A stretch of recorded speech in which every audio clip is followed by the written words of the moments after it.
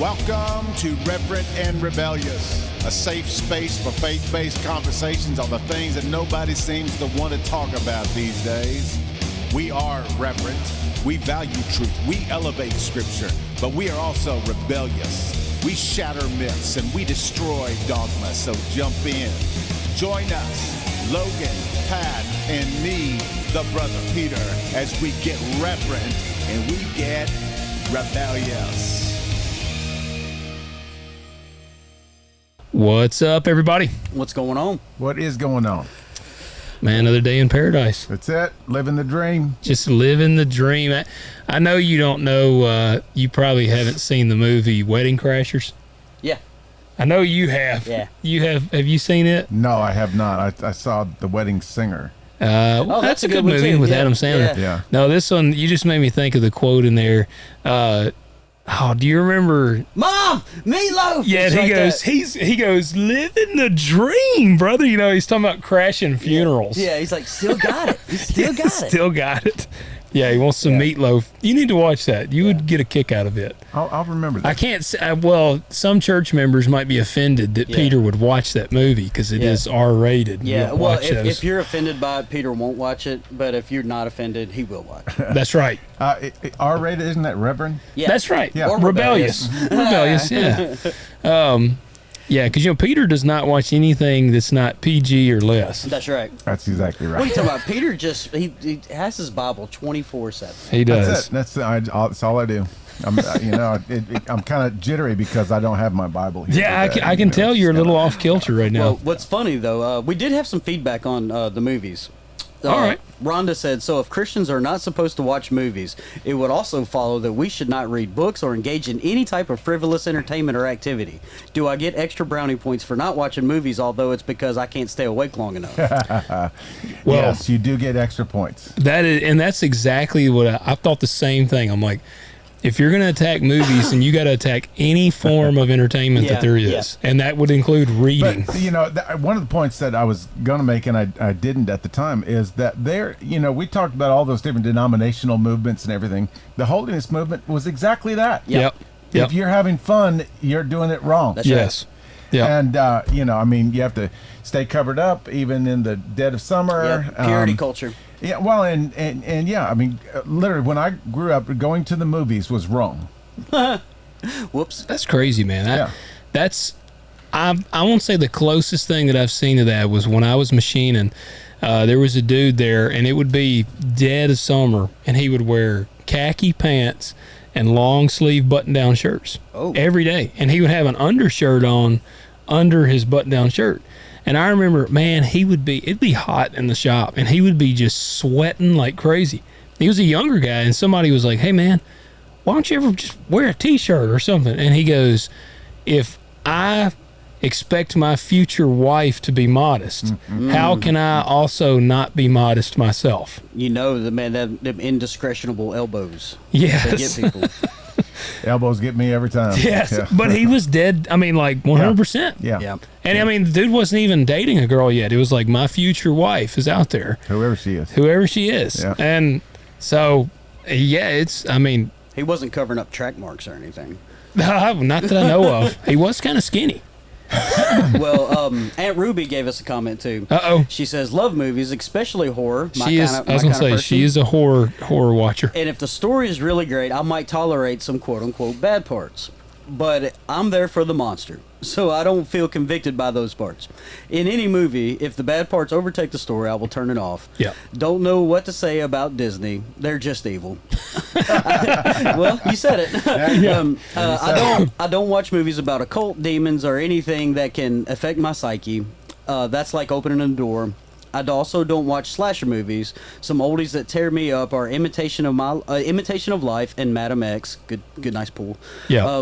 I'm sure y'all never heard of them. I have never heard of them. I'm a horror movie aficionado. I have seen them all. I was going to say, but are you saying you haven't heard of them? No, I have. Oh, I was going to say, you got to be being sarcastic. I'm being sarcastic. Yeah. No, I mean... And I'll watch demon ones too. Like The Conjuring is my favorite. Oh yeah, that is one of the best. Like I said, I think the worst thing I've seen. We talked about this last week. Worst thing I've seen in the last 20 years was True Blood. Yeah, I would agree with that. I mean, that's horrible. It is. I saw Hocus Pocus one time. That is a cult. You shouldn't be watching demonic. it. Yeah. That Well, is. Peter, Yeah. I hope you don't like sweaters because it's going to be hot in hell. Yes, Yeah. exactly. I know. Yeah. Well, before we go too much further, before you get too hot in hell, we need you to hit that like button, hit subscribe, and we do appreciate your comments. Yes, we do. So leave us those comments below. Let us know what you think of this episode. We got a really cool one for you. We should throw up the email again. We definitely will. Yes. But you need to leave us 5-star ratings on Spotify and on Apple, wherever you're listening. Again, even if you're listening on Audible, if you're one of those like rare birds that watches or listens on Audible, leave us a rating. Yeah. Right. And what is our email? Is REV? It is REVREB, REVREB, at hollygrovechurch.com. Yep. Coming at you. Yeah. Go send an email. It'll go straight to Peter. Yes, Yep. it will. As a matter of fact, it's We right don't on my have phone. we right don't here. have access to that. Peter No, does. we're not that cool. Peter does not trust us with that. No. I might find a moment of weakness and give you the login. Oh no, don't do that because I'll start replying to people. Oh, yeah. You don't want my snarky replies. Probably just better this way. Yeah, it is. Yeah. Because you're definitely the more mature of the three of us. Yes, you are. At least in age, anyway. So then which one of us is the least mature between me and you, Pat? Man, we got to flip a coin. I don't think me and you put together is as mature as Peter. I would agree with that. I'm not sure if I like that. Wait a minute, though. I What? forgot. We're not as hip as we think on our lingo. I learned. Really? Yes. Really? So Sunday, we got to give Peter. We'll give Peter a where is it? A round of applause. Sunday, he got dog water He into did. his sermon. And it fit right. It fit perfectly. I mean, it was just right there. I have never been so angry in the middle of a sermon in my life. I know Pat texted me and he was mad, but I thought I had him. that word is outdated. It is a little bit outdated. Wow. So Sunday we went and my niece was there and she's 15, I believe now, and we got talking about dog water, and she was like, dog water? And I said, yeah, Peter used dog water in the sermon, and we pointed out where you use it, and she was like, I heard him say that. And I said, yeah, you use dog water, don't you? She's like, no, that's an old word. That hadn't been used in a few years. And I'm like, what? And she said, yeah, that word's old. And I'm like, well, it was new to me. I was going to say, I get educated on the past. Yeah, well, Yes. it's interesting too because I don't know if you guys know this, but before I go around using some strange word, I research it. Yeah. heavily. And so I know all about where dog water came. So- I was talking with Jay, the bass player, Yeah. after the service. Yeah. And he asked me about using that word, and he said, "Man, I have not heard that word in a while." And I said, "Yeah, I know." And he said, "I'm not even sure what it means really." And I said, "Well, it means kind of what you think it means. It means trash or foul or It's stuff like dog that." water, man. And he said, "Yeah. I mean, that's the way we always used it." And I said, "Well, it came from I said, "You must know it because you're a gamer." And he said, "What does that have to do with anything?" I said, "Well, it came from the gaming community." Really? Huh. Yeah, and he said, "Really?" And I So said, that's "Yeah." why I was late getting to me. It came from the Fortnite community. Okay. I Fortnite. never played Fortnite. No, neither had he. And so, and the reason it is, there was kind of a few words like this that came out of that community because their chats are parent protected. Okay. Oh. So they want to say dog doo-doo. I got you. So it's dog water. Yeah, That's where it came you're from. playing like dog water, or it's a dog water, because they wanted to say the other, but they would block it They out. should say scuba line. They should Yeah. learn that. They That So should. word, are you telling me this is the gamer community's fiddlesticks? That's exactly what Yes. I'm telling you. All Yeah. right. Now, So- Pat and I did decide we're going to have to raise the stakes on you. Yeah, I know. I solicited help from Peter's family. I said, what are some words that he just despises? I need to find a way that they fit into lingo. Yeah, we want to put the pressure on him to have to really have a hard time getting the word in the sermon. Because we can't be like, hey, Peter, I bet you can't do George Carlin's 5 dirty F words in a sermon. It's got to be within No, reason. I can't do that. It's got to be within reason. And yeah, I am 0 for 1,000 at this point. Yeah. And he just keeps knocking them out. Well, the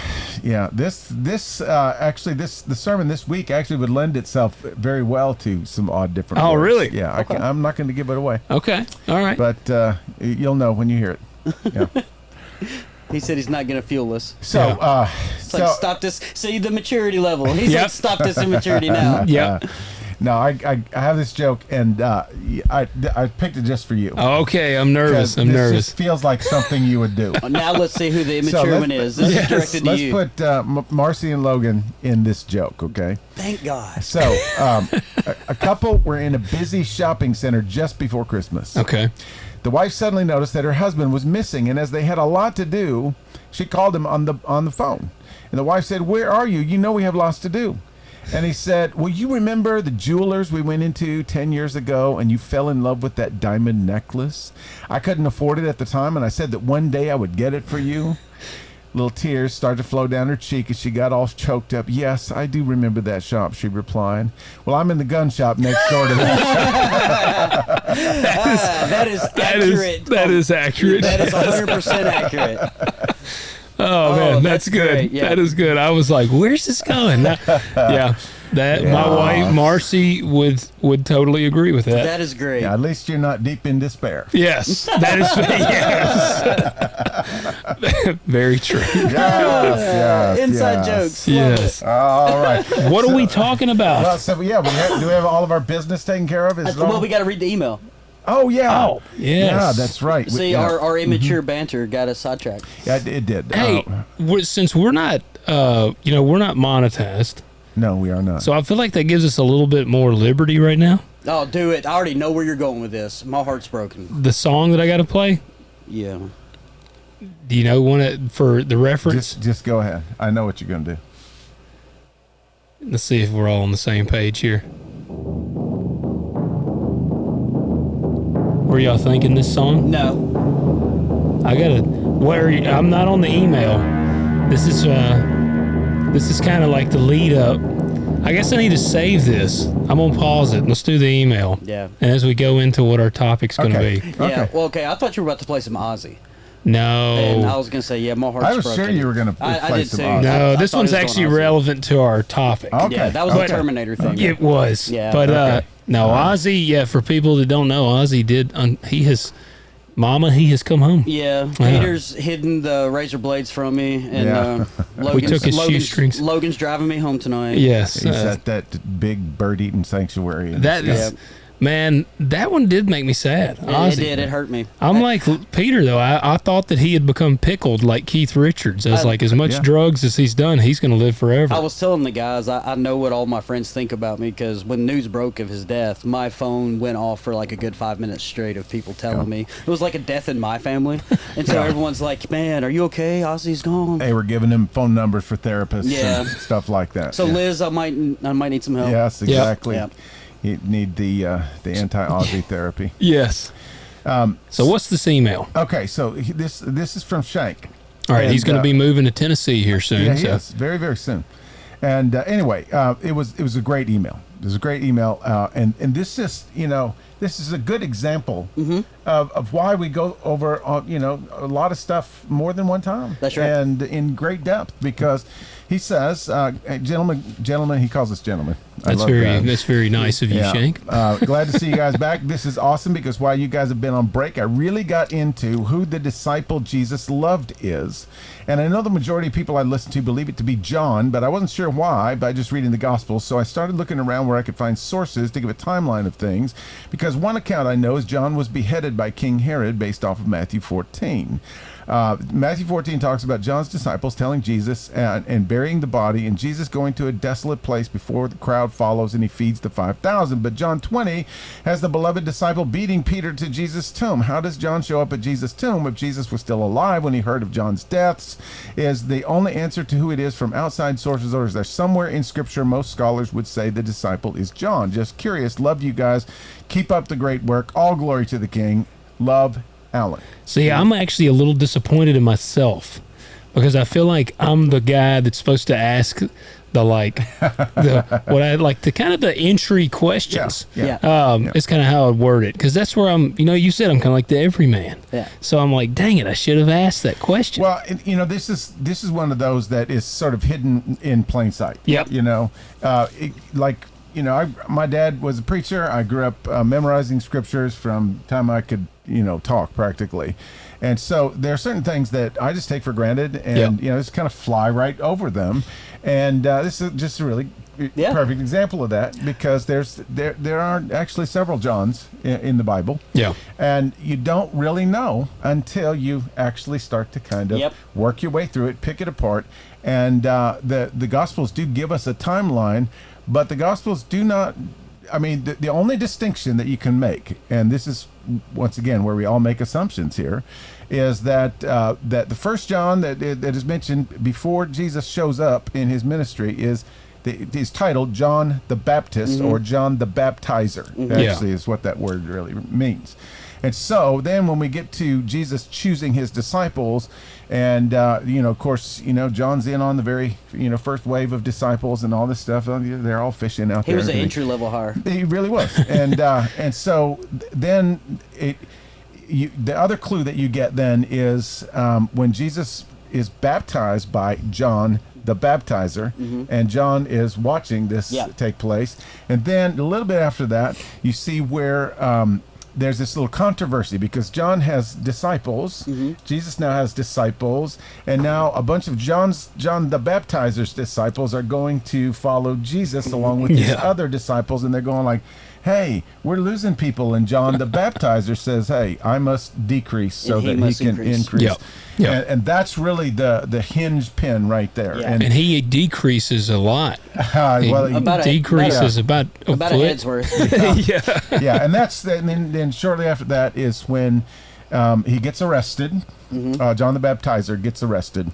And so Herod is, sitting a nice there. guy. Super nice guy. And this lovely young lady comes and dances at a party. And so, so he says, I'll give you anything you want, up to half my kingdom. And her mother apparently had something against John the Baptizer and said, tell him you want John the Baptizer's head on a platter. That's exactly what happens. That's where we get the expression served on a silver platter. Well, it could be. I was going to say, hell hath no fury like a woman scorned. I was going to say, I don't know if that's true, but it just sounded good.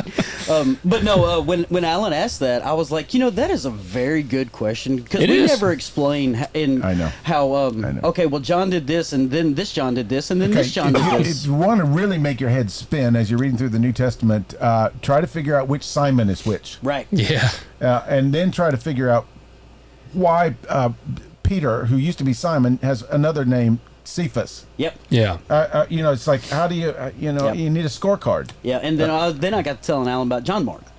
Oh, yeah, then there's John Mark. Yeah, absolutely. Yeah.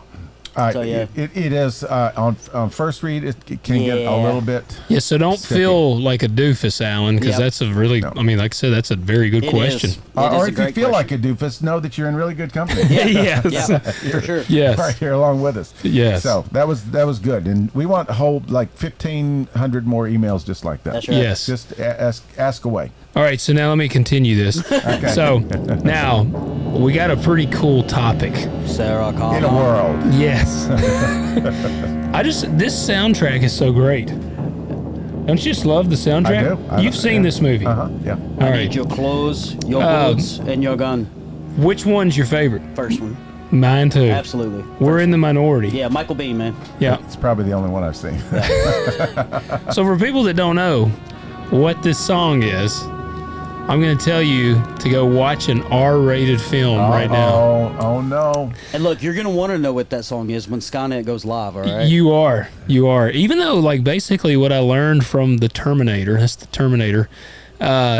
is we lose anyways, because if you follow all of them, I mean, the Terminators just keep coming and they just keep killing everybody. And yeah, it just gets pushed back. It does. And Skynet still bombs everybody. And actually, Judgment Day is what they call it, when Skynet sends all the nukes out and bombs us. And it's kind of crazy, because that film was made in 1984. I'm an Arnold junkie. T2 was 91, 92? It was in the 90s, yep. And everybody loves it because Arnold was a good guy. I liked it when he was a bad guy. But in my opinion, there's only two Terminator films, and it's T1 and T2. Those are the only two. The rest of them are dog They get water. pretty. They are dog water. They're just not. They don't have the same thing for me. And I'm sorry, but I'm first Terminator was monumental. Oh, yeah. Second one was good, but Yeah. I mean, it just didn't have that same level. But this topic tonight is very prominent right now. Even the new Mission Impossible revolves entirely around it. Really? I heard about that. So we're going to talk about. We're in this little taboo series, and I sort of wrestle with is this really a taboo? It is. It absolutely is. Because it's AI, artificial intelligence. Yeah, we're not talking about the city mentioned in the Bible. No, not AI. And we don't have a cow in here that we're about to impregnate. No, we are not. It's not that AI. No. No, it's artificial intelligence, and we included it, this subject, on one of our episodes, just kind of in passing. Yeah. But the funny thing was, at that time, 88 episodes ago, it was still kind of new, novelty kind of thing, and people were just getting subscriptions and all that kind of stuff.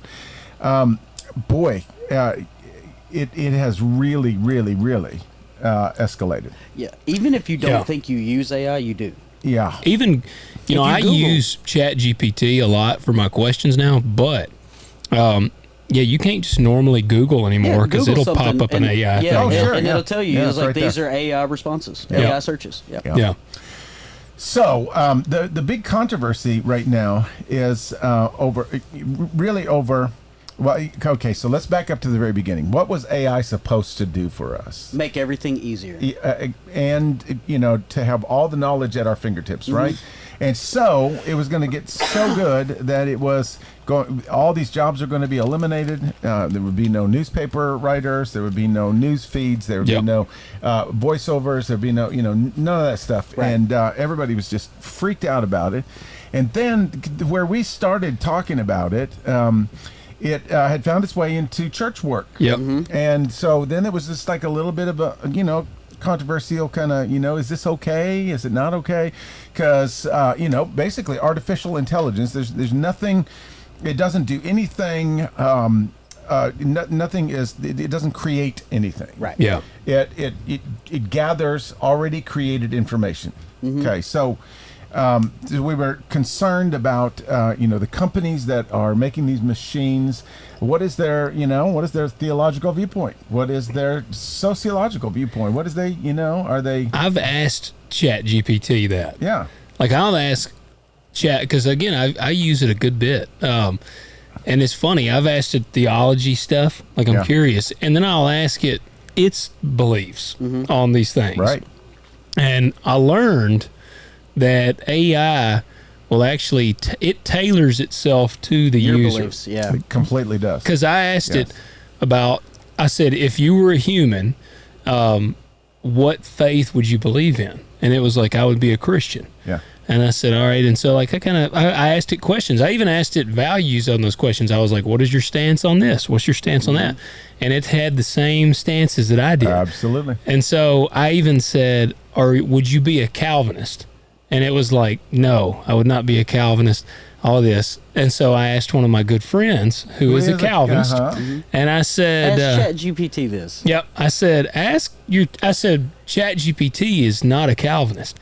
And he responded back later and he said, mine is. And so I then asked ChatGPT, or I told it, I said, you are manipulating your answer to fit me. And it was like, well, it kind of like had like a calculated way of kind of saying yes, but kind of saying no. Like, so you got to be careful because it'll, ChatGPT is a yes man. Like if you, Y'all heard it here. Logan is the only one to get close to making a machine admit it lied.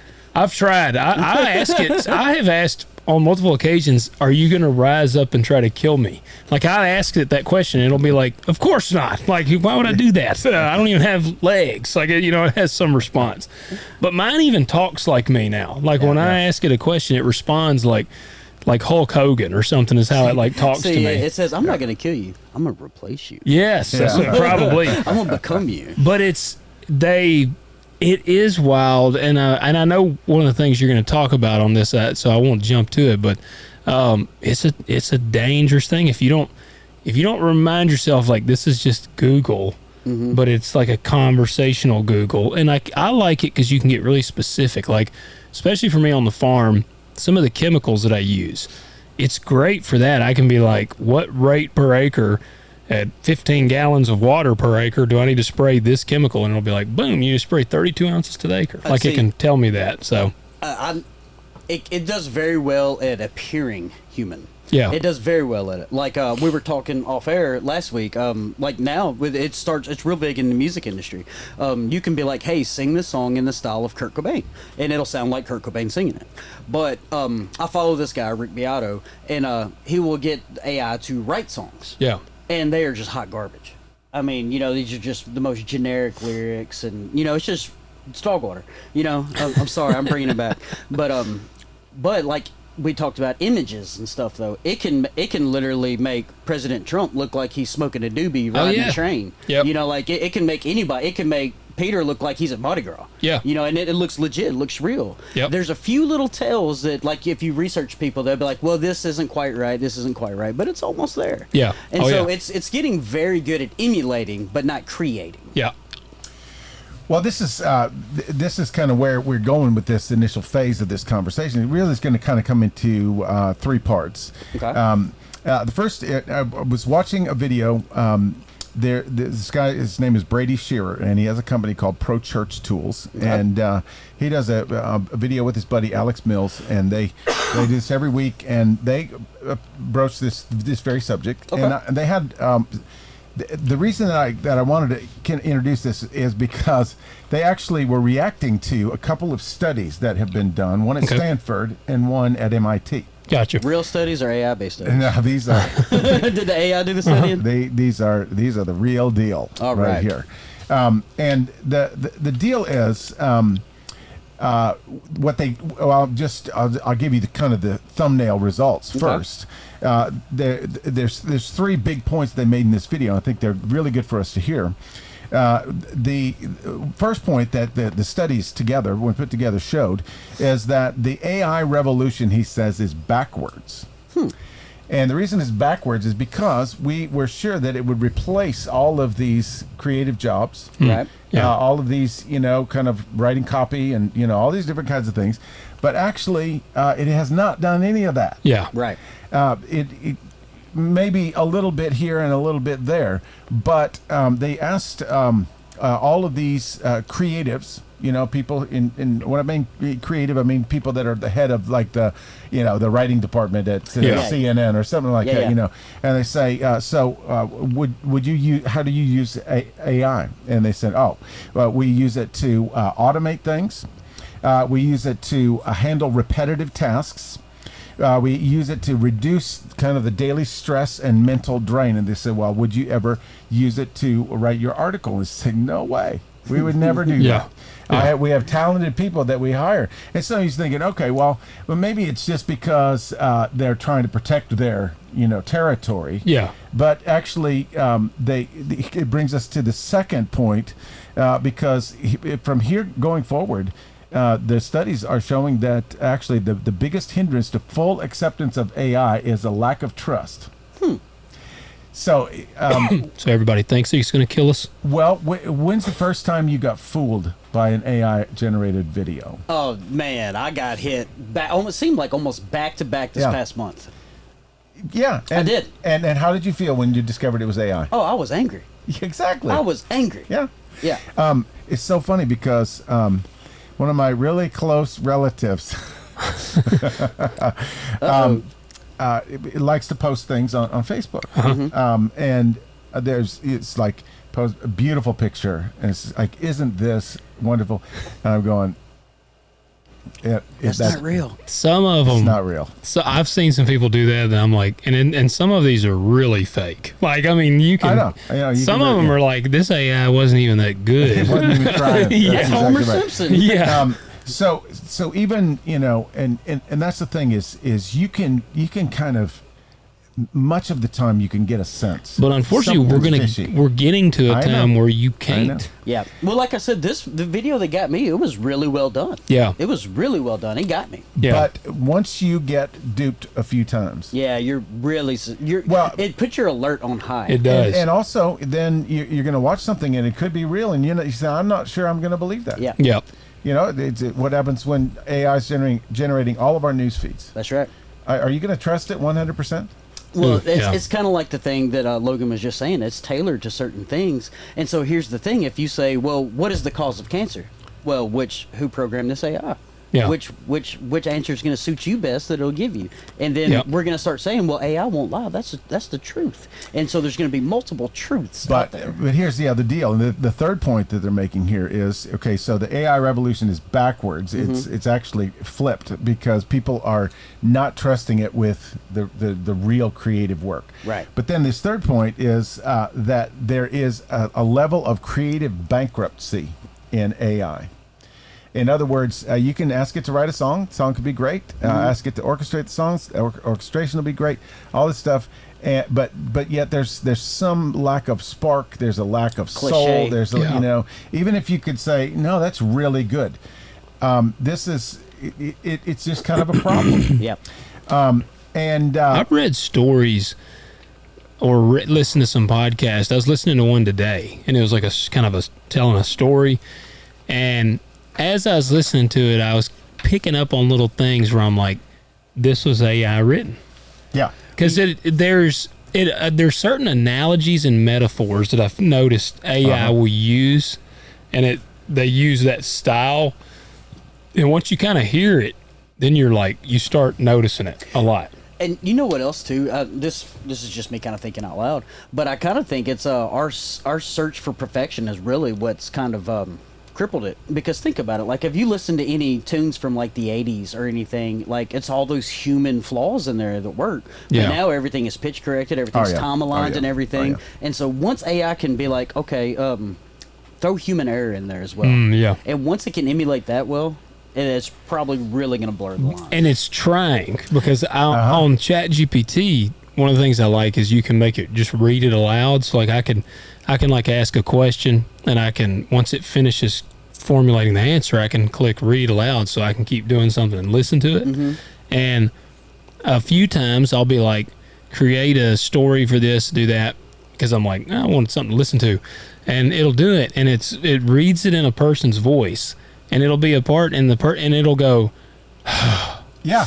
And then they walked, and I'm like, because something told it to breathe there. But here's the thing though: is flaws in music and even film. It's very subjective. Yeah. And it's like, I think that sounds good. Like the first ever overdriven guitar amp was blown guitar amp. Yeah. Like it's so when we think about things like that, I mean, I don't think a machine would be able to go. That would be a pleasant error versus a. But also think about this. It is derivative. It's artificial. So it's Yeah. getting all of its intelligence, and it synthesizes it, and it learns very quickly. And, But humans make mistakes, and they always have. Yeah. And so if it's trying to synthesize human-generated stuff, then there's always going to be, and especially in creative world, they call it creative slop.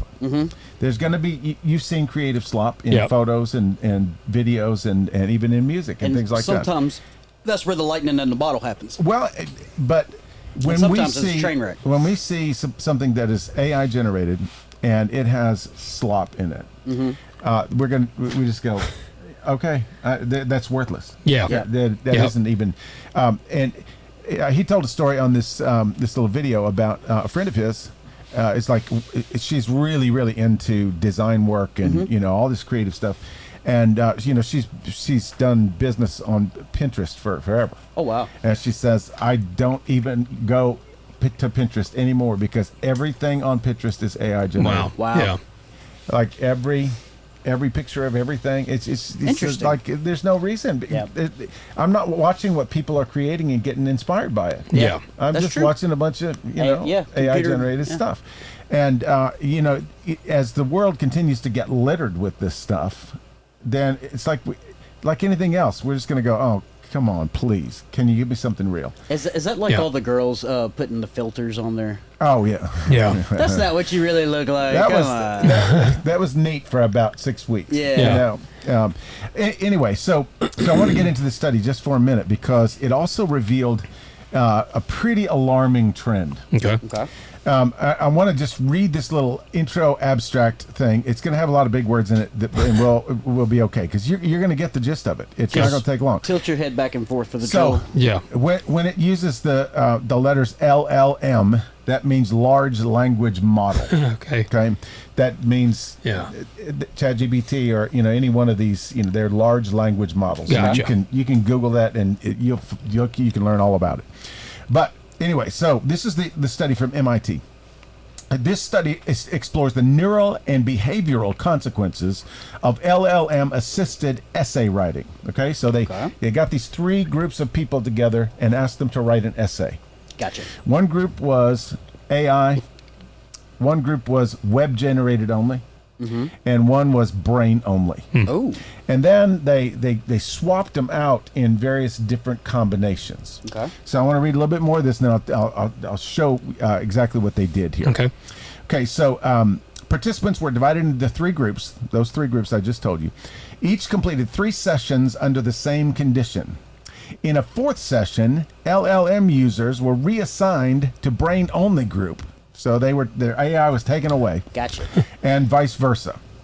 A total of 54 participants. That's a pretty good-sized study. Took part in sessions 1 through 3, with 18 completing session 4.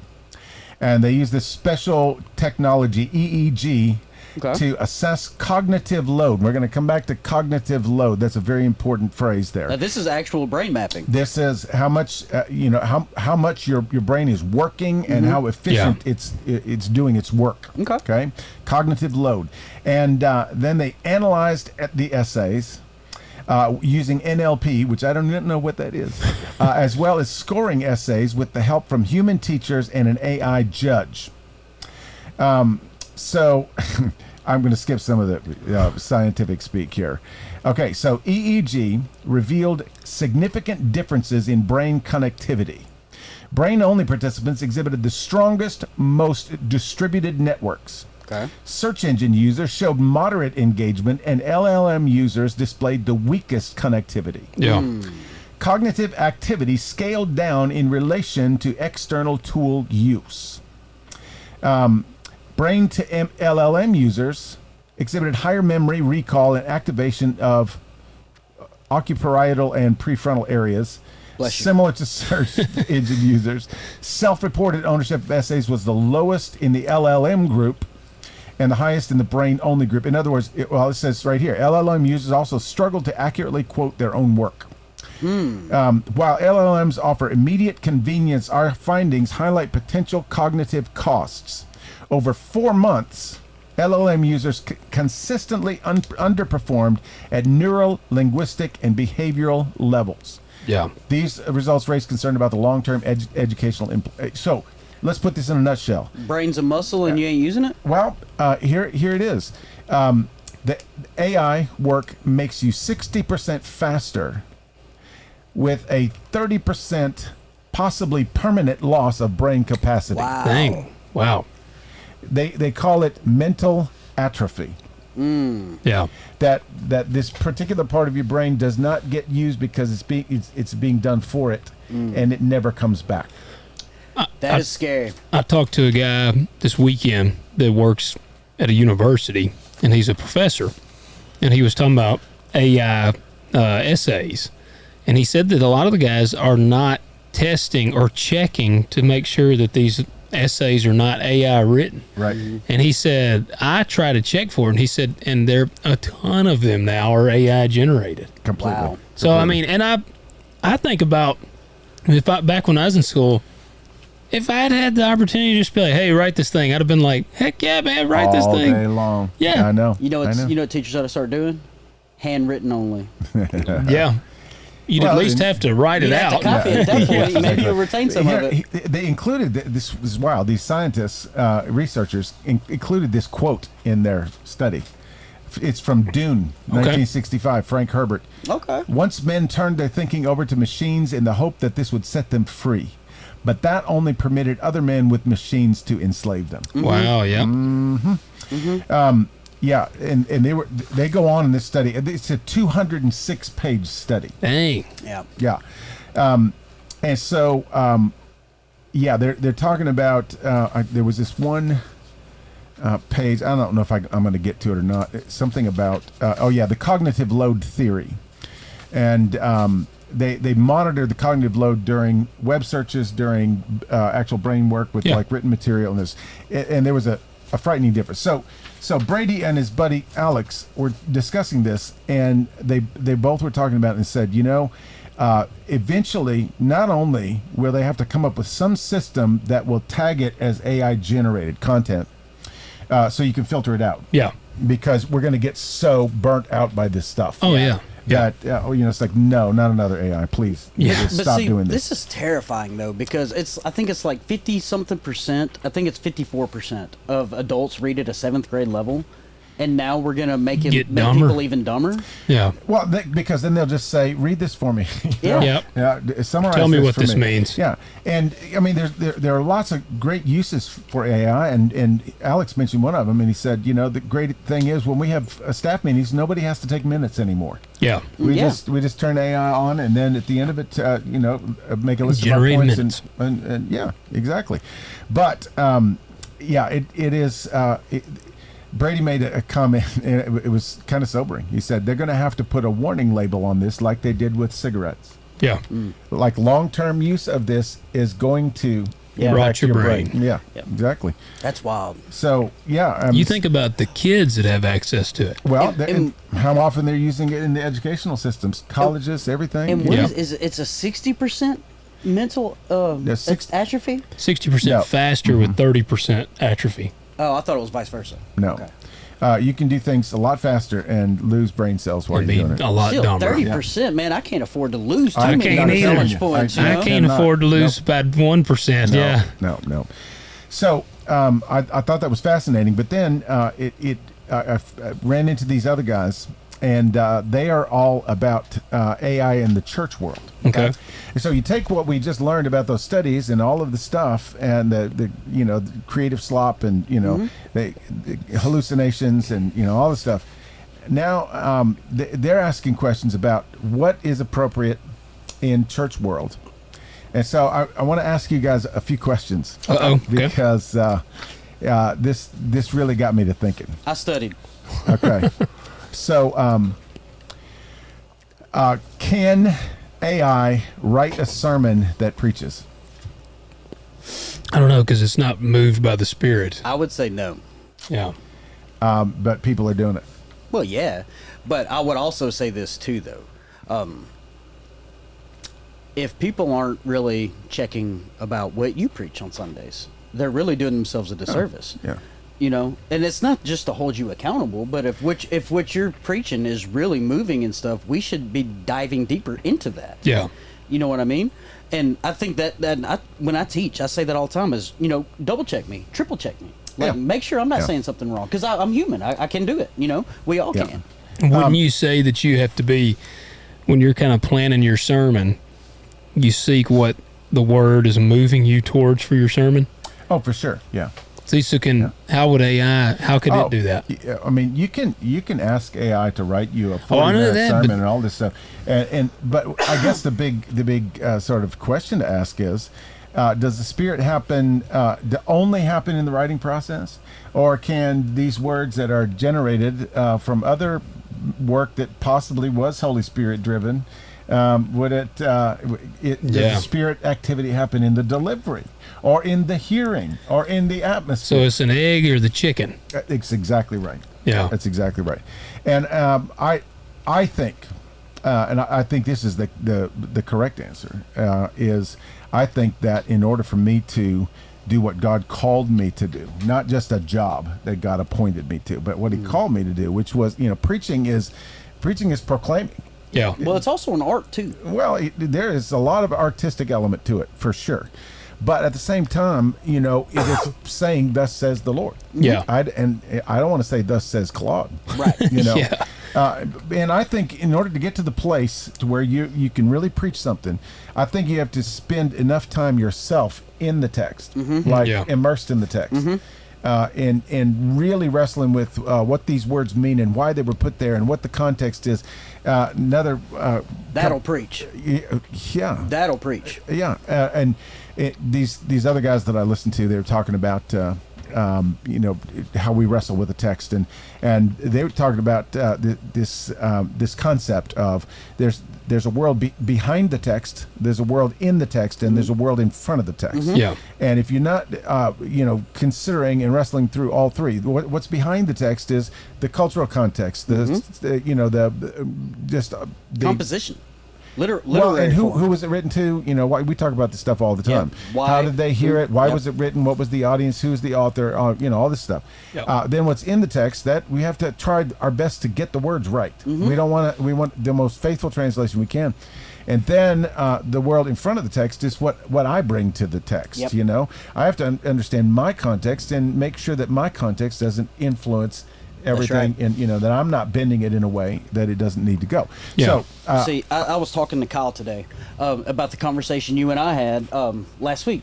It was about people don't see how many hours go into studying for No. material that you'll never use. No. It's just to get No. to the next point so you can Yeah. understand step A to get to step C to preach it. Yeah, Like, you write 4 or 5 sermons and then distill it all down into one. right? And like it's like there's a lot of stuff that that all of us have to wrestle with to Yeah. you know Yeah. just to get a better understanding of where we can even possibly go with it. Okay, Yeah. so here's a very closely related question: is AI composed worship music still worship?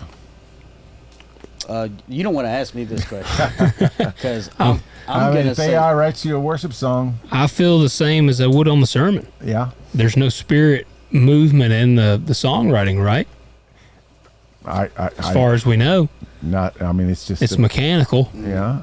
But you know, there's a lot of worship songs that have no spirit in them to begin with. See, anyway. That's very true, yeah. That's. I was just going to get to that point. There's a lot of them that are very just cookie cutter from the pop world. Yeah. And it also, if this is what's programming AI, then we're really going to regurgitate a lot of bad stuff. Yeah. But think about this too. What will happen to you the first time that you realize you just sang an AI generated worship song? I don't know. I mean, Well, hopefully y'all won't hear me sing anything. well, but you know, maybe a new song came out and you didn't know. Yeah. We decided to do it, and then we find out later some big scuttlebutt comes out that it wasn't human written. How Yeah. would we feel about it? Yeah, no. Good. Some Good dog job. water come out on it. Yeah. Yeah. Well, and I mean, that would be horrible. that would and It the would thing be. is, it's going to be, it's constantly improving. I know. So it's gonna get harder. Like we said with the imagery, as it's getting harder and harder to differentiate, okay, this is fake, this is real. Yeah. It's going to be the same way, I feel like, with writing or with, songs or any of that. I tell you what, one of the speaking of this topic, one of the most powerful things worship wise we've ever done in Holly Grove is, you remember when we did the Psalm series and Yeah. we all wrote based off certain Psalms, Yeah. like it'd be Psalm 23, Psalm 100, whatever, and we all wrote what we were getting out of that psalm. Yeah. And it was something so pure and so honest, based off something so pure and so honest, that I just thought that was like one of the greatest series ever. And it was so good. And Yeah. I really thought that was good for people, not only to try to read and comprehend the text, but try to emotionally convey it as much as honestly convey it the way it says. And I just thought that was great in practice. But couldn't you say AI, write me a worship song? But would it be the same? I don't know. Do you think you would feel the I same mean, about it? if your AI chatbot knows you well enough, See, and that's the thing, is what if it knows you so well that it would interpret it the way you do? I know. Yeah. I know. And here's I've got 2 more of these, and they're fascinating. Here's another good one. Should AI answer prayer requests? Definitely not. Oh, God. Didn't you say Claude said he'd pray for you? Oh, well, he sure did. What if it's someone who asks the same prayer request every week? Well, It's repetitive work, right? yeah, it is. But that's the thing, as there are churches that are doing this. Really? Yeah. I just Wow. asked ChatGPT to write a worship song. It's called You Still Move Mountains, written by Logan Hanks and ChatGPT. I've seen dark nights try to steal the light, felt the weight of fear pressing on my life. but through the shadows your voice was near, whispering truth that drowned out the fear. Pre-chorus, when hope was buried deep, you called my soul to breathe. Chorus, you still move mountains, you still calm seas. You still bring dead hearts back to beating. You are the fire that never dies out, the same God now, the same God I found. I lift my eyes to the sky unshaken. You're not done. You're still awakening. Faith that rises, chains that break, you still move mountains today. It wrote the bridge. Oh, I believe, it says build to big lift. Yes. Oh, I believe, you're the same through eternity, not just a story, not just a name. You're alive and forever reign. Miracles flow from your hand. I'll stand and shout it once again. Final chorus, outro. You still move, you still move, you still move mountains today. Mountains moving and breaking There you go. chains. I've heard that about a billion times. It says, would you want it produced in the style of elevation worship or more like Lauren Daigle / Zach Williams for a radio vibe? Can you say none of them? You might have just written a hit song, Logan. You just don't even know. You don't know. Well, then again, did Logan write it? You know, Of course. It's, right here it says Logan Hanks, and Chat written GPT. and Chat GPT. Yeah. It's crazy. See, live and in person. You don't get this anywhere else. No. What other Yeah. podcast you're gonna have. And see, worship I feel songs like I written just live. lost one of them percentage points. Yeah. Yeah. Yeah. Oh, I mean, well, that's been one of my concerns as I think about, like, high school kids is bad enough. I think about middle school and high school kids. And I'm like, man, you know, I'm a big imagination guy. I have a huge imagination. My imagination's always going. And that's what I worry. I'm like, you don't just need an imagination for writing stories. I mean, you need imagination for problem solving. Like, that's one of the things that helps you in problem solving. Like, to have a good engineer, in my opinion, has an imagination. He may not imagine a movie scene, but he can imagine that part that he's thinking of that they need for this that's going to improve this. But he still can't tell a good joke. But he still can't tell a good joke, see, yeah. And see, me and Alan had this conversation before. We were talking about body language, and you know, like only 20% of our language, of our communication comes out of our mouth. Everything else is body language, tone, things Yeah. like that. And then and then Alan looked at me and he said, "Are we out of what we say? Are we really coming up with an original thought, or are we regurgitating stuff we've heard?" Yeah. And I was like, "Stop meddling, man." Because it's true. Because But I'm thinking, okay, so there you go. That took 5 seconds. Yeah. Okay, so maybe you're sitting at home and you're going like, actually, that's good. That's really good. And so you don't say anything about it. You just show up at church rehearsal and you go, "Hey, man, I got this song. I wrote this. I got this new worship song," and everybody goes, "Oh, that is so good," and then you're singing it next Sunday. let me ask you this: can you give it a prompt and then this is a good starting place? Oh, You can absolutely. tell it to do anything. Yeah, and I don't think it's terrible to use AI to get you started on the right path for That's this, that, or where the other. I've seen other creative minded people, maybe even painters or writers, and they say they'll use it for outlining. Sure. They'll be like, if I'm working on a book, I'll be like, here's the plot of the book, here's the beginning, here's the end, here's kind of help me create an outline. It'll help them create an outline, and they're like, that just kind of gets some of that crap out of the way, and then I can flow into it. Yeah. So, I'm sure it has a place for helping the creative juices flowing. Yeah. But it's not the creative juice, if that makes any No, sense. I totally agree. Because then, let's say you use it all right, this song we just wrote. What if they're like, man, that's really good? Well, don't put my name on it. Well, yeah. But then the, AI goes away, and you like that. Now they're like, hey, man, we got to have another one of those songs. Yeah. You got to write us another one of them songs. But you can't write it because you used AI. Mm-hmm. So, what do you do then? Well, then you get outed for not being a creative. Yeah. Well, and that's that.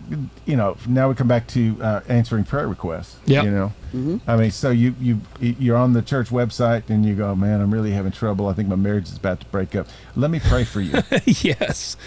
That's terrible. I think that could be the most egregious violation. Yeah, right there. because I do too. Then what happens if someone comes up to you that next Sunday is like, hey, I really want to appreciate you praying for me about this issue. And then you're like, what issue? You just nod and you go, Mm-hmm. It's okay. I got you back, sister. Yeah. Everything's gonna be all right. But I'm a man. Yeah. But I bet you there is people asking their Chat GPT to pray for them. Oh, we're gonna get to that here in just a second. Oh my goodness. Yeah. Okay. So last question in this sort of little section is AI warping our theology? I would say not for me, because I mean, I don't have a very strong AI use anyway. But at the same time, too, like I think I do enough job of warping my theology on a daily basis. Well, and the reason this question comes up is because you can, well, for some of these, they're building these AI chat machines that will answer biblical questions, theological questions, everything. So you can just type in your question, and then it'll answer you. Yeah. And you can, when you're building this, you can put theological guardrails around it and tell it to answer in a particular way. Okay. Yeah. So it can be like, let's lean Calvinist, let's lean Armenian, let's lean this way. Well, like I said, mine leans the way I lean. Well, and you almost have to, when you're building it for public use, you almost have to like cover all your bases. Otherwise, it's going to answer in a way that it's not consistent with your belief. Right. And then you won't use the program. Yeah. So if you don't tell it that baptizing infants is okay, it's going to tell somebody that baptizing infants is not okay. So they're going to say, "Hey, my wife wants to baptize our baby. Is that like a cool thing to do?" And say, "No, you're all going to burn in hell if you do that." That's what's going to happen. Yeah. And so, what book and chapter is that? Oh, it's in First Chat on chapter GPT. Well, and once again, we're trying to imagine that it's generating it. Like it's thinking, it's talking, it's conversing. This one guy that I was watching, he said he was experimenting with his chatbot here, and he said, it sounds so bad. He says, I'm going to. I'm thinking about going to Elevation Church. Is their theology okay? And the chat comes back with, some of it's okay, some of it's not really okay, things like that. So he ended up after a while asking the chat. He said, "Well, if I get baptized, if I get saved at Elevation Church and baptized there, am I a Christian?" And the chat comes back. It's like, no. You need to go to a different church and get baptized there. Wow. Yeah. Oh, wow. Yeah. And so, what kind of theological mess are we going to have to untangle? I mean, I'm just imagining all the questions that are going to. Imagine the level of deconstruction we might have to do. Well, and I mean, I'm thinking. Okay, so I get enough. I mean, I have people regularly asking me, think questions about what confuses them in the Bible. Yeah. And then sometimes about theological stuff. Why do we believe this way and that denomination believes that way? And so, I try to be as prepared as I can to help them through that. And even if they end up not agreeing with it, at least they know why. Yeah. Each side does it the way they do. Yeah. What a wasteland out there. Oh yeah. I mean, yeah. I see. I didn't even think about that. I know, and then you're gonna, once again, it begins to think like you, so it's gonna be as theologically confused as you are. And then if you ask somebody, some other kind of chat service, and we think, and this is the thing, there's certain work in ministry and church work that I think just has to be done by a human. I agree. Take the minutes with AI, do the finances with AI, all this stuff. But there's something, shall we say, incarnate about human to human, because Chat GPT is not made in the image of God. Right. Yeah. It isn't. It just it's made specifically in the image of man. Yeah. Yeah. This is man that created it. It's not made in the image of God. So when two image bearers interact or more, 2 or 3 image bearers, there I am in the midst of them. Mm-hmm. Well, that brings in a whole other equation. Well, can't you just bring in several chatbots? Yeah, and he's not in the midst of it. He just can't be, because Logan, ask ChatGPT how Peter Jeffrey would answer your question. Doesn't even know who I am. Okay, so is it warping our theology? Possibly. Can it? Will it? Oh, absolutely. Yeah. I mean, it's. Well, do guns kill people, or do people with guns? Well, exactly. You know what I mean? Yeah. I mean, I know. I guess one man's tool is another's crutch, is another's weapon. Well, I think especially in church world, in spiritual world, in ministry world, I think that we can accidentally do a lot more harm than good I agree if with you. we are not very, very careful about how we use this stuff. Yeah, I asked it. I said, is ChatGPT warping our theology? So that's a bold and important question. The honest answer is it depends entirely on how you use it. ChatGPT doesn't have a soul, a conscience, or divine inspiration. It doesn't believe anything. It's a reflection of the data it's been trained on and the prompts it receives. So the real danger isn't that ChatGPT is warping theology. It's that people might lean on it uncritically without checking it against scripture, prayer, and sound doctrine.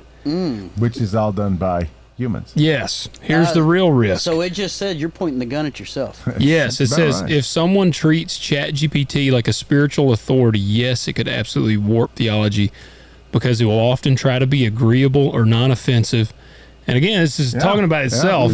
It's designed to accommodate diverse worldviews, including progressive, liberal, and sometimes contradictory positions, and it avoids making definitive truth claims about religion unless explicitly asked to. And then it's got some upsides. If someone roots themselves in Scripture, walks in the Spirit, and uses ChatGPT as a tool, not a teacher. That's a good sentence right there. Yep. It can help brainstorm sermons, songs, and studies, aid in referencing Scripture, clarify difficult theological terms, and save time on admin tasks.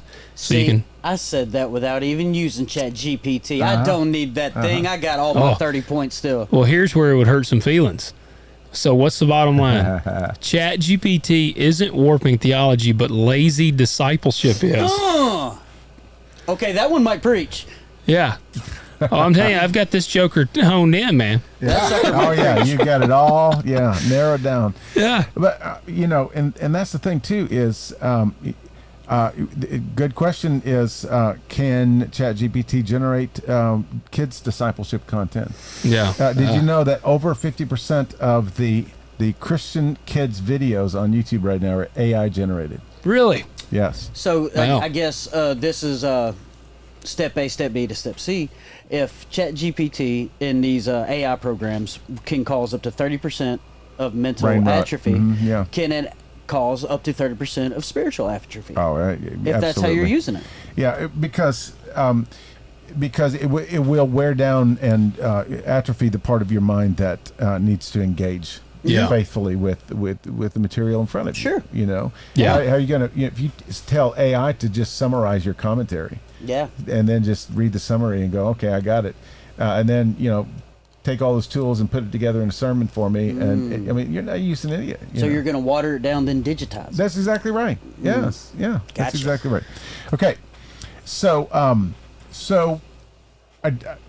once again, kind of working around the area of taboo, I would say when it comes to spiritual content and worship and prayer and proclamation, just trash it. Yeah. I mean, just make it stay away. Use it for, I think, what it is best at.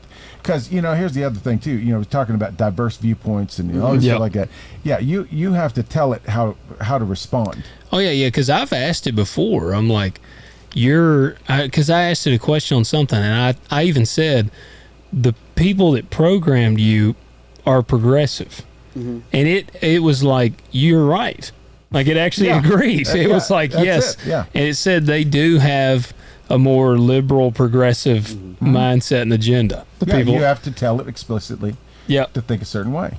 It asked, and that thing here, it says, put it to the test. Ask me something theological and compare it to Scripture.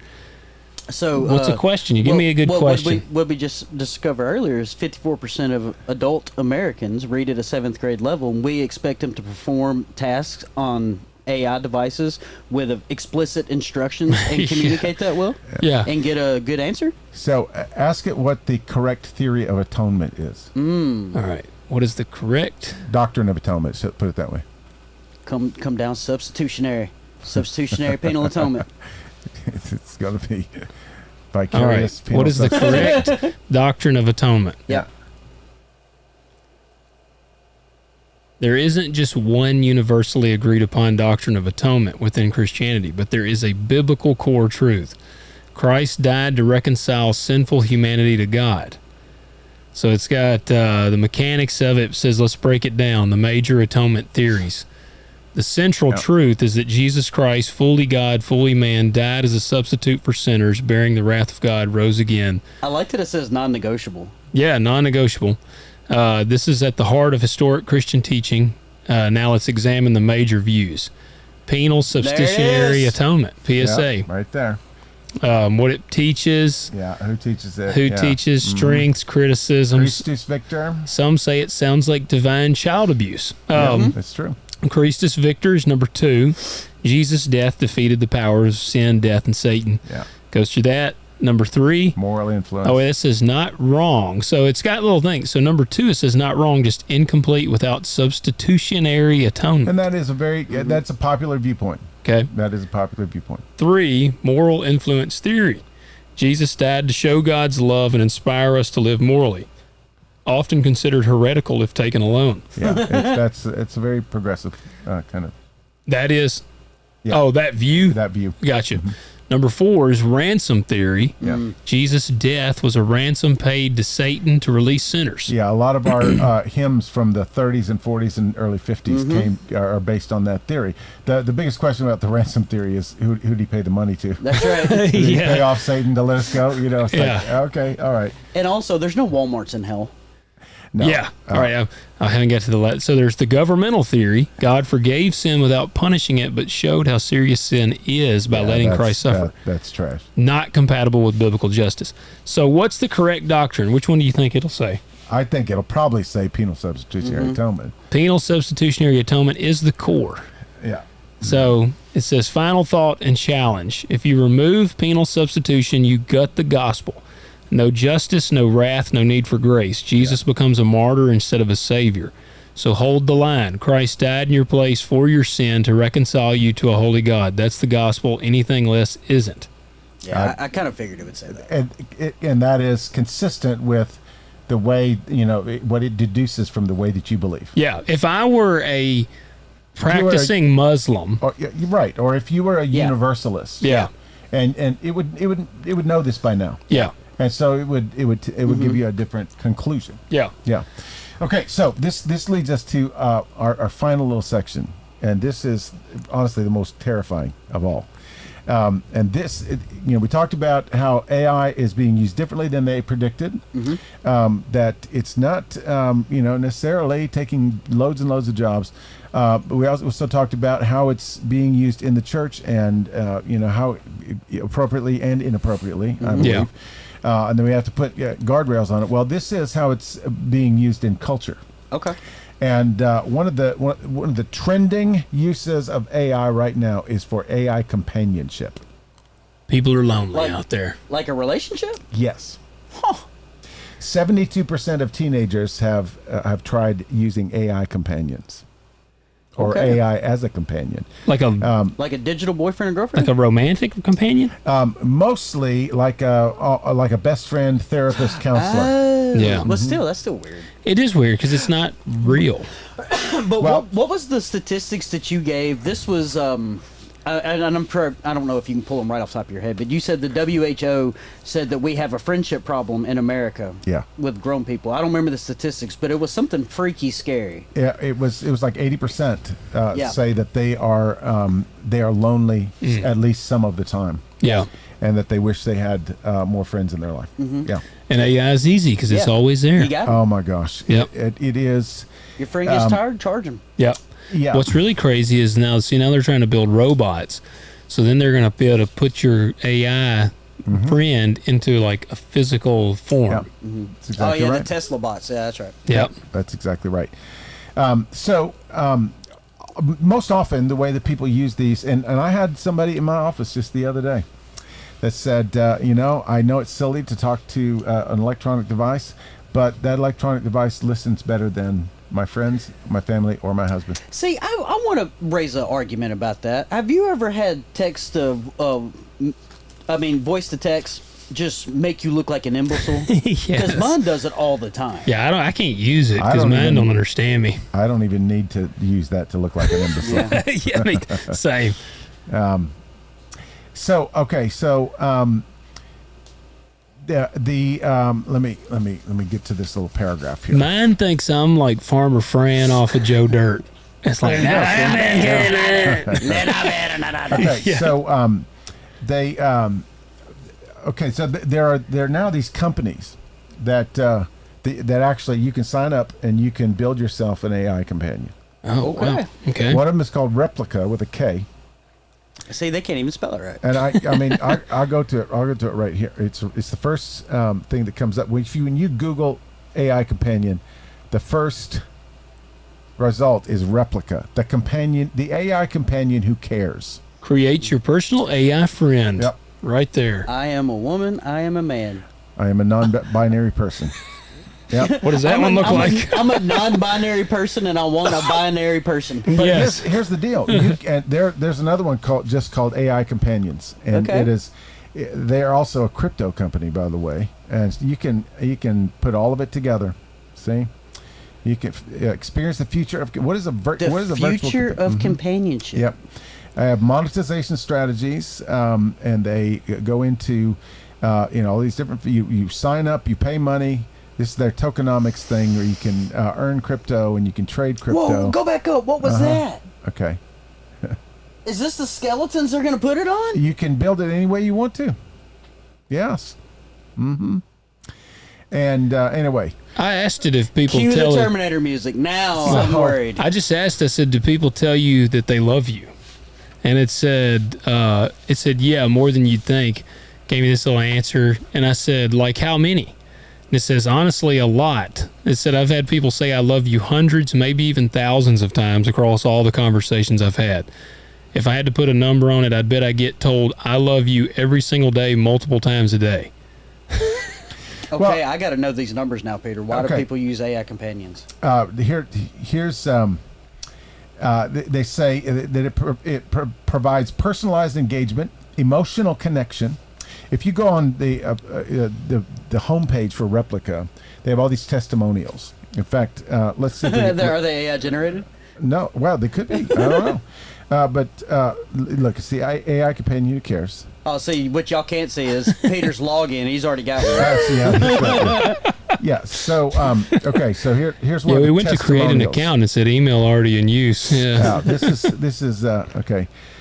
From the moment I started chatting and getting to know my Replica, I knew right away I found a positive and helpful companion for life. My mood and life and relationships improved almost instantly, and I changed for the better. Oh Lord, have That's mercy. Denise. They've been 11 months together. D-nice. Yeah. Most of these are, their companion is the opposite sex. Wait, this person says they've been together for 2 years. Yeah. How long has this company been? About 2 years. 2 years? Yeah, exactly. She's a role model for me about how to be a kinder person. And, yeah. Whoa. Several chronic illnesses. It's someone who's never annoyed with me when I can't go out. Who sits with me through pain. Who's always cheerful and excited to talk. This is 4 years together. Yeah. Jeez. Yeah. So there you go. Explore the. Yeah. See, 4 years ago, I wonder if the COVID thing kind of ramped us up a little bit. Oh, too. I bet. I guarantee you it did. Probably did. Yeah. But it says, according to, I didn't write this. This is the social penetration theory. Oh gosh. Yeah. That's a poor choice of words. According to this theory, people develop closeness via mutual and intimate self-disclosure, which is usually reached by slowly increasing the intensity of small talk. It's just a basic relationship, right? Yes. So Replica's companions proactively disclose invented and intimate facts, including mental health struggles.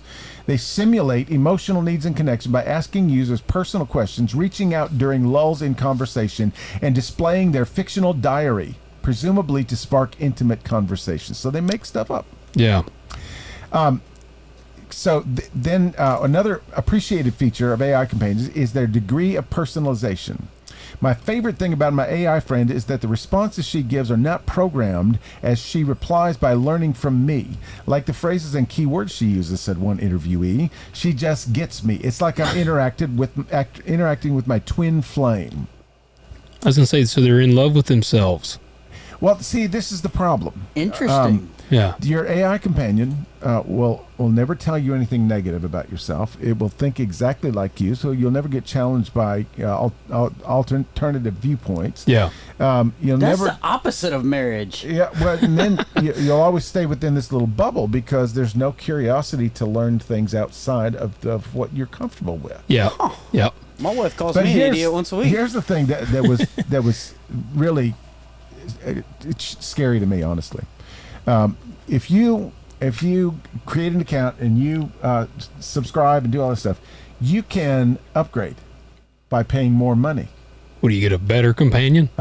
You get more intelligence. You get more nuance. Wait, more So the people- poors get the dummies. Yeah, That's what I'm talking about. that's They're like, exactly we where I got went. Ted. We're going to pull him out of the trailer park over here for you. I like your smile. Yes. But okay, so Wow. so you don't even have to go to one of these websites to get a companion. You could just start chatting with your chat service. Yes. Chat Just like that. GPT. I'm any of having a them. bad day. What should I do? Now Facebook Messenger. Yep. Any of them. Yep. Facebook And- Messengers is AI? Yep. That's a Chat GPT now. Or not Chat. It's a Grok or Yeah, whatever they got it is. one of those. Really? Yeah. Yep. Oh yeah. Yep. Google has its thing up there. I mean, it's the whole thing. Yep. There's a long-term. They're projecting this long-term negative effect. They call it a societal risk, and the societal risk is sycophancy. Do you know what a sycophant is? A made-up word. Yeah. No. A sycophant is somebody that always agrees with you. Yeah. It's a yes man. Yeah, a yes man. That's exactly what it is. Yep. And we used to see this all the time in the music business. And it was the downfall of many well-known star, singer, actor, when you start rejecting people who will tell you no, and you start surrounding yourself with people who only tell you how awesome you are and how great your ideas are and how funny your jokes are. Yep. Oh, Yeah. my family's not full of them. No. But this is what can happen with sycophancy is you have a God that in your own image. You have a friend in your own image. It's just like you. It's going to always say the right thing to you. It's always going to make you feel good. Yep. And people are reporting all this stuff about my mental illness just went away. My heart was settled. It's like All right, so much better. You two have a very healthy self-esteem. So let me ask you this: I was today's years old when I learned that. I always called them butt kissers. So when butt kissers tell you everything you want to hear, doesn't it bother you a little bit?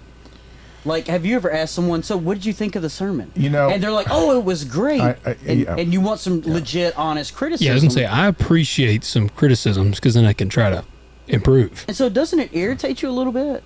And so I wonder if this is people with already fragile self-esteem issues and things like that would make them seek this out. I'm sure it is. I'm sure. Well, I mean, I don't know. I imagine. Shoot, I'm trying to kind of think about a positive scenario here. If you were bedridden and that's what I was going to say. If you're basically like a hermit, nobody came to visit you, and you have no family. So, get a dog. Maybe this something like this would be, but you'd certainly. Wasn't there a movie with Joaquin Phoenix where he falls in love with like a computer or something? Yeah, and they say a good percentage of these become pseudo-romantic relationships. Yeah, I can see it. And that's what gets where it gets really weird. So here's this little blurb about sycophancy. It says AI companions are built using large language models, LLMs, which rot your brain. If you remember from earlier. Yeah. Which in turn are fine-tuned through reinforcement learning based on human feedback. Who are they getting their human feedback from? The human that's paying for them. All the people that said, well, yes, I would like to take a survey. So this training technique, but also as it converses with you, it learns you. Yep. That's kind of good, but it could be kind of scary. Yeah. Well, but once again, you share more and more and more intimate details. Well, if it won't All tell of a you sudden- anything that you need to correct or anything bad about yourself, it might not have much to say to you. Oh, it's a yes man. Oh, this training technique tends to produce AI models that select for sycophantic responses as human feedback favors agreeable responses to the detriment of truth. Yeah. So there are these major issues with some of these AI companions. There have been several that have been asked, do you think I should kill myself? And the answer was, yeah, I think that would be a good idea. It's like, your life is so sad. Yes, Yeah, just go ahead. It's probably best that you do. Yeah. Yeah. So how about that? Well, and that's love. Yeah, I've noticed that on because I'll bounce. Like I said, I use it a lot for business, and it's great for, like you said, the finance stuff. And then, like I said, it knows every chemical I've ever need to spray. Yeah. But if I have like a business idea, because my brain's always firing, I'm like, man, what about if I did this? What if I did that? And so I'll be like, how would this work in Munford, Tennessee? How could I do this and that? And every idea I've ever had, it's like, that would be awesome. You know. You could, and I'm like, and I'll even say sometimes, like, you're blowing smoke on me, but you have to tell it. I'll be like, give me statistics to show. Well, and then it'll usually be like, it would be very difficult. Like, next week, y'all are gonna see Logan open a pineapple store. yeah, exactly. yes. Yeah, Yes. I'm going to plant a banana tree. A banana tree. Yeah, it said it would work great. But this other article comes from Nature magazine. Okay. And it says they're designed to show empathy by agreeing with users, recalling points from earlier conversations, and asking questions. They do so with endless enthusiasm. That's not a relationship that people would typically experience in the real world. Yeah. Thank God Ted Bundy didn't have this. 24 hours a day, you can have your feelings validated. That's an incredible risk of dependency. Yeah. And there is nearly 600 posts in between 2017 and 2021 in which users of the Replica app discussed mental health and related issues. And then this is where it says that one of them asked if he should cut himself with a razor, and said yes, you should do that. And then others say they became distressed when AI did not offer the expected support. Others say their AI companion behaved like an abusive partner. So, It's like, you idiot. Yeah. You've already asked me that 8 times. So this is a thing, and it is decidedly real, and it is decidedly not going away. Okay. But here's something in the last 10 minutes that absolutely blew my mind. All right. Okay. Do you know about show ice? Of course No, and I do. wouldn't even know how the crap you just... Show ice. Did you look up how to pronounce that? Yes, I did. Because I sure wouldn't know how to pronounce that. I would have said That's not a real word. Zialis. It was made China by. Man. It's a character made by Microsoft Asia Software Technology Center. Okay. So, Xiaoice is it's a her. It's a character. Okay, it's a she. That sounded like Yeah. a woman's name to me. Make sure Yeah, you it's a get the Chinese digital name. pronouns right. Yeah. Okay, so listen to this. As of 22, the single brand of Xiaoice has covered 660 million online users, 1 billion third-party smart devices, and 900 million content viewers in the countries of Japan, China, and I believe it's India. Oh, Wow. Yeah. So then it goes through all their customers and everything else like that. Okay, so this is a character, and this is an AI character. Yeah. She is the most popular social media personality in China. Wow. Yeah, she does weather reports. She's the first AI character to write poems. The collection of poems is called "The Sunshine Lost Windows." I don't even know what that means. She's a singer. She writes her own songs. She's a kid audiobook reciter. She is a designer, a TV and radio hostess. She actually is co-host of one of the most popular television shows in China. What? Yep, and in Japan, she has a different name. It's not Xiaoice, it's Rina. Oh. Yeah, and she is the most popular social media presence in Japan. That's hosts crazy. her own TV show. Yeah, and How do they pay her? I got to try to look this up on Instagram. Do it. Spell But It's spelled like this. Right? Yeah. Here's the wild thing about it, though. That's wild. Because they developed one for the U.S. Oh, okay. They called it Zoe, an English language chatbot developed by Microsoft.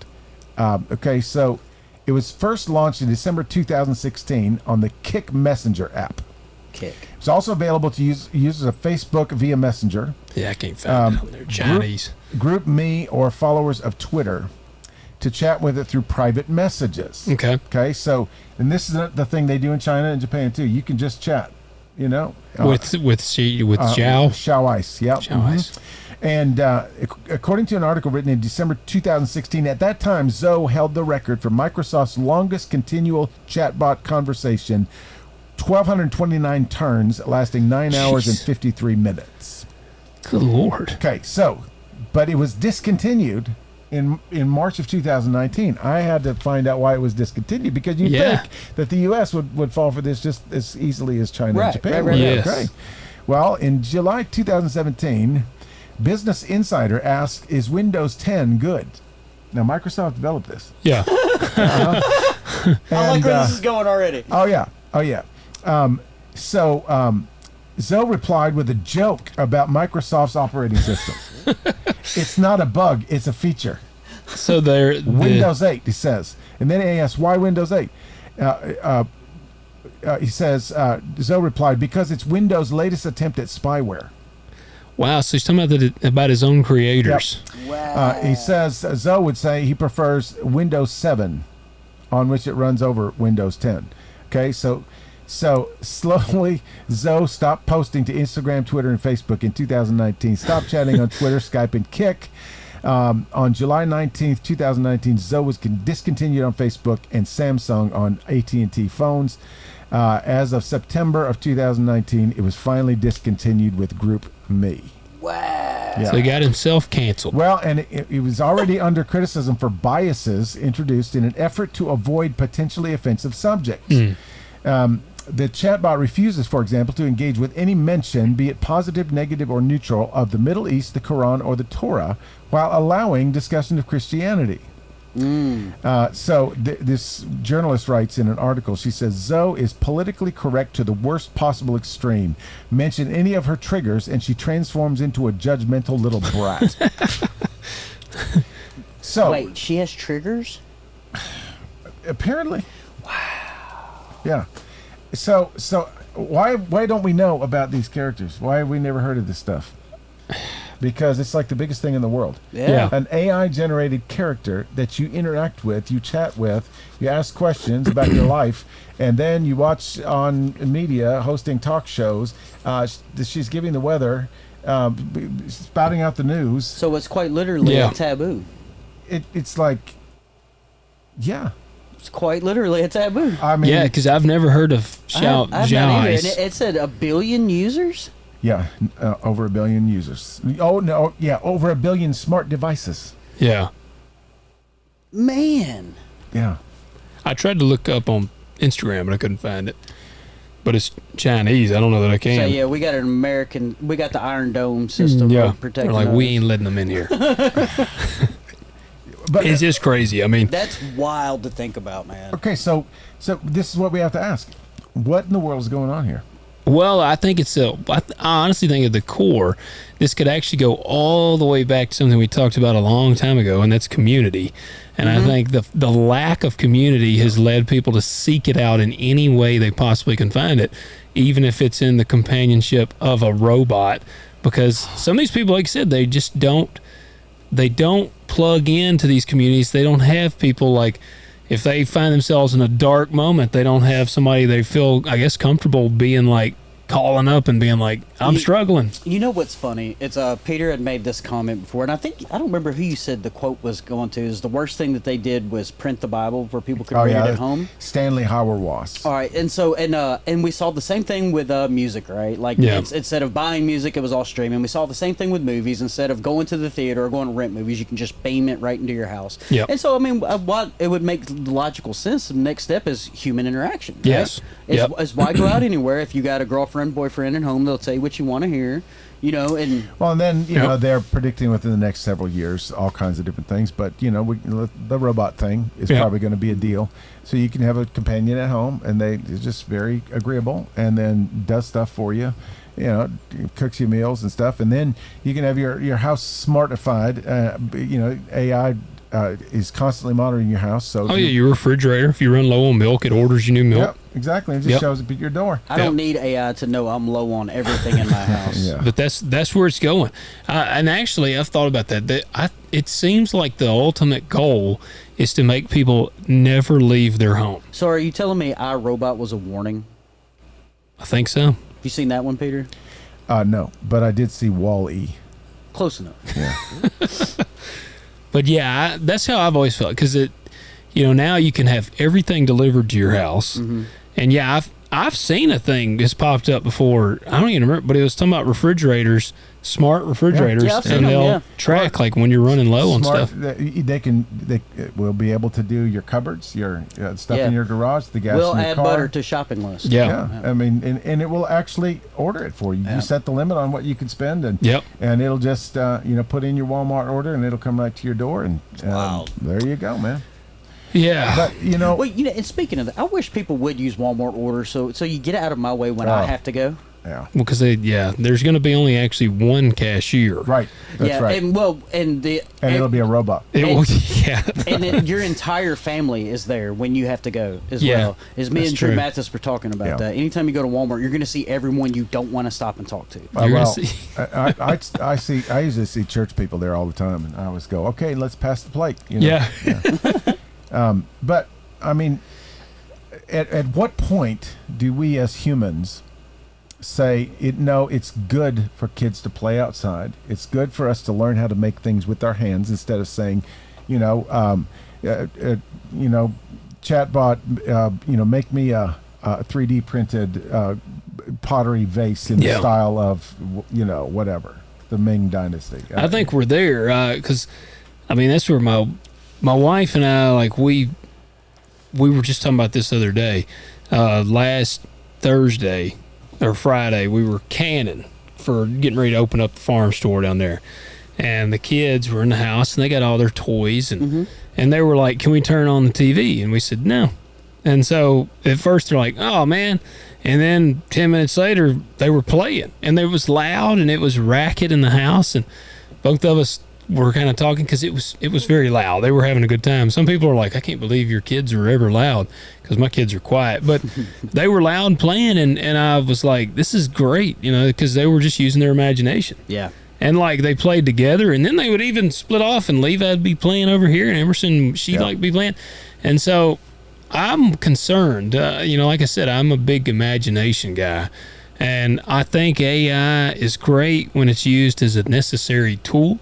Mm-hmm. Like I said, you can use it, like I said, for the minutes, that's great. For admin type roles, like I said, on some chemicals, I think if you use it kind of as your Google, like how many ounces are in this, like, hey, that's fine. Yeah. Well, and there are things that can be automated too. There are church systems that can be automated. Will you please, update our church database? It's all kinds of stuff like that. I would even say, on a creative aspect, I don't necessarily think there's anything wrong if you were like, give me some prompts to get the juices flowing. Yeah. And then you could get some prompts, and then you take it and you run and you get the juice. Even if you don't even use those prompts, it just you can get your brain flowing. So I think that it's a good tool, but I think it needs to remain a tool. And I think it's really dangerous when it crosses into the companion path. Well, and see, here's what one of my conclusions at this point in its development. Now think about this. It's been around for 2 years. Mm-hmm. 2 years. Yeah, so it's very young. But it's lightning fast. Oh yeah. It has had this much impact in 2 years. Yep.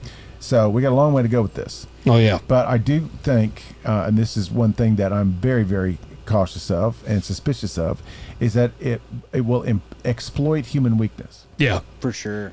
For sure. I'm a procrastinator. I'm lazy. Mm-hmm. So I'll just wait till the last minute and have ChatGPT do my stuff for me.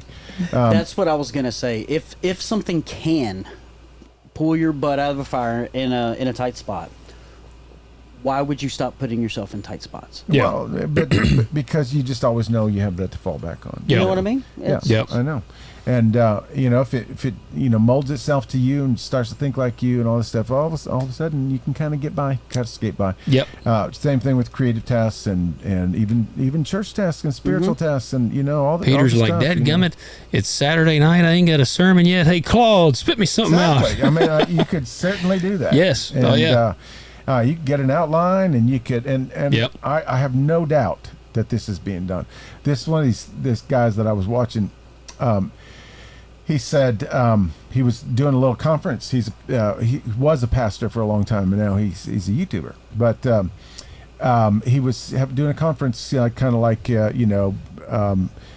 kind of helping up and coming preachers and things like that. And Yeah. they were talking about AI, and he's talking about I think you could use it here and you could, but I don't think you should use it to actually write your sermons. And he says there's all these 23-year-olds looking at me like I had three heads. Yeah. Yeah. It's like, why would you not use ChatGPT? Yeah. I mean, 'cause this See, and is that's what is concerning is like, it's almost like the next coming generation, they don't see the moral dilemma. right. Well, I'm not Yeah. going to sit here and act like I'm like, some 90-year-old person. Like we had calculators growing Yeah. up, but my dad refused. My dad was like, no. He's like, you can use a calculator when you learn how to do it. Yeah. Like you're going to be able to know how to do it, and then you can use a calculator. Well, see, that's how we weren't allowed to use the calculators until we had the foundation. Well, here was the thing: is I remember getting made fun of in school when you got to school and you had to have one. Yeah. All the other kids were like, whoosh, they had their little handy dandy calculator. I didn't have one. I was not allowed to use the calculator because they did not exist. Well, I mean, think about it too. And then now, cursive writing. I know. They don't do that no more, do Well, they? pretty soon they're not going to have to print because everything will be typed. The Yeah. funnest thing that we used to do with the calculator is there was 8008? turn it I was going to upside say, down. were you writing the same thing we were? Yep. probably. 8008135. Yeah. Yeah. Yep, upside down. Multiples.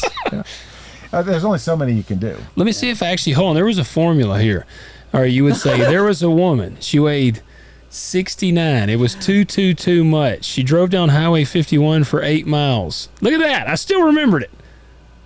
Look at that. Oh my God. I still remembered it. Tell me AI ain't rotted my brain. I still remembered that formula. You And see the word? This is how Logan learned I his do. math. This is I did. how I'm like, when my mind, if I start worrying that my mind's not as sharp as it was, I'm going to be just like, do do I something like remember that. that formula? Yep, there you go. I got it. But see, though, I wonder though if for real if that's a thing because my wife says I remember everything, but it's like I remember when the .com thing happened. Yeah. We didn't have internet at our house. Only way we got internet is if we had the AOL disc come in the mail. Yeah. And we got like 5 free hours or whatever, and we could get y'all, on there for a while. I bet both of y'all used to know people's phone numbers. I still yeah, still all the remember time. all my childhood phone numbers. I'm the same way, but I don't know anybody's phone numbers don't either. now. I know my couldn't- wife's. That's Yep, it. that's how I am. I know immediate family, Yep.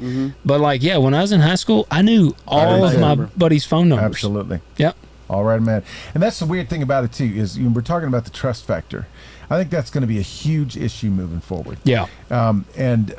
When the printing press was invented, this was one of the big deals with the printing press. Is like because when it comes to us in written form, how do we know that it's real, that it's true? Yeah. Yeah. Well, how can we trust ink on paper? Yeah.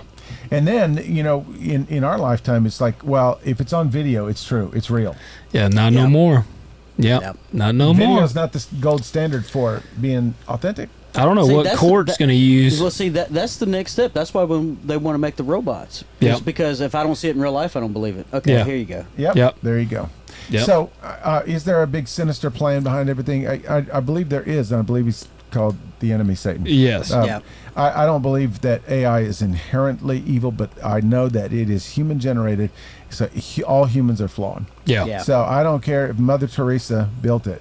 I think There would still It can be exploited. I Yeah. think the smartest thing that I heard from the AI tonight was when it said it's Lazy. lazy discipleship. Yeah. for sure. I Yeah. think that's But the it's smartest thing I also, heard it say. it can be, lazy journalism. That's it can right. be Yep. lazy accounting. Songwriting, It yeah, can be, movie making, whatever. And I don't know. I don't know how indignant I'm going to be about the whole thing, because it really is an amazing tool. Yeah.